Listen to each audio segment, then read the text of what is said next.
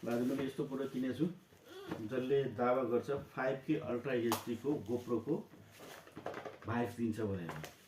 हो आज मैले यसलाई चाहिँ खोल्न जाँदैछु। यसलाई यो मलाई यसको अनलाइन प्राइस चाहिँ 8500 छ, तर मैले एक्स्ट्रा एउटा ब्याट्री लिएको कारणले 9000 परेको छ मलाई। यो तपाईहरुले किन्न जानुभयो भने दराजमा यसको प्राइस चाहिँ 10000 छ। र गोप्रोको कति भाइब दिन्छ यसले त्यो भन्ने कुरा चाहिँ यसलाई हेरेर थाहा हुन्छ। यसलाई म यसलाई अनबक्स गर्दैछु। अब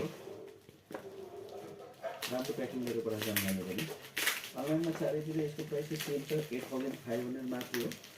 तर कसैले चाहिँ यसलाई एसडी कार्ड चाहिँ फ्री या कसैले चाहिँ स्ट्याम्प फ्री गरेर दिएको छ। त्यो चाहिँ अनलाइनमा हेर्न पर्छ। कसैले चाहिँ दुईटै चाहिँ फ्री दिएको छ।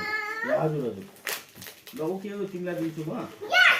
या ओके ल तिमी अनि यो पड्काउ ल है।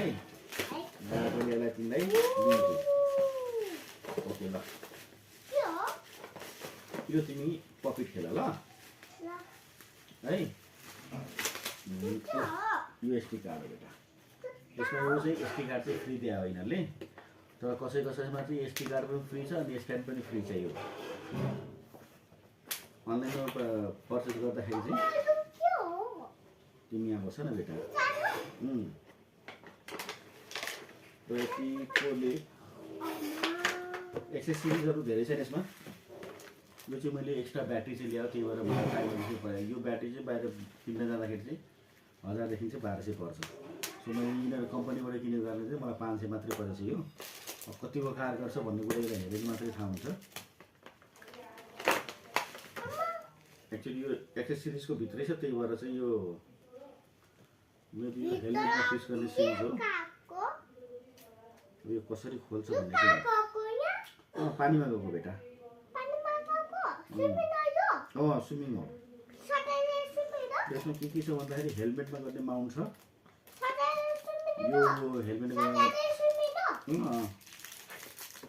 यो पनि हेलमेटकै सिरिज हो। यो चाहिँ स्ट्यान्ड केस हो। यो चाहिँ ह्यान्ड स्ट्यान्ड केस हो।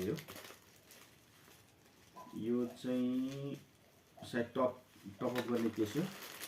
ओके यसमा चाहिँ यो ब्यान्ड केस हो। यो ब्यान्ड हो। ओके यो चाहिँ हेलमेटको केस हो। यो चाहिँ ओके यो चाहिँ सी टाइप लाग्दो रहेछ यसमा। यो चाहिँ चार्जर खासै छैन। यसमा चाहिँ